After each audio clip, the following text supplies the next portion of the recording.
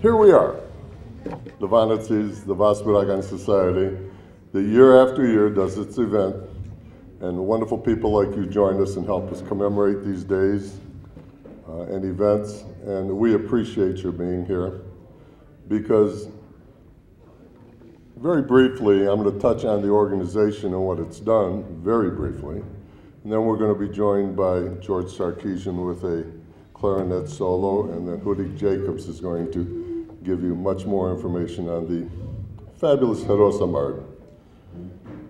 Just as a personal introduction, I've been with this organization for 40 years because I fell in love with a Vanatsi and her parents and her grandparents, and it gave me the passion not only to be married to her, but to serve the organization and some of the affiliated organizations I was drawn into, be it the ARF, be it the church, the senior citizens, different things that all of you have been involved in one way or another. But that passion came from the fact that there were immigrants, there were people that came, and as they say in my coupon business, it's a limited time offer. It has to do with your DNA, who your grandparents were, what they did, what they taught you, what they educated you on. And fortunately, organizations, one of which is the Vasbouragan Society, came to life in this country 80 years ago, combined with people from Boston and Detroit and its leadership. They formed chapters that, amazing. Only the Hadias could disagree.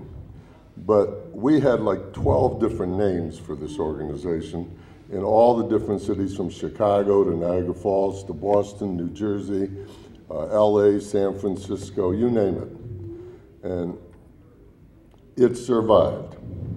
But like anything else, it's a limited time offer.